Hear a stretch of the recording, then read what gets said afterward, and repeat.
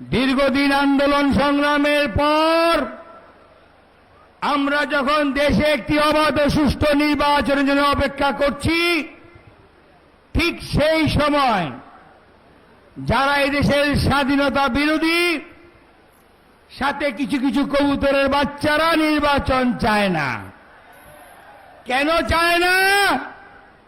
নির্বাচন হয়ে গেলে সচিবালয় দালালি করতে পারবে না। নির্বাচন হয়ে গেলে সার্কিট হাউসে বিনা পয়সায় ঘুমাতে পারবে না।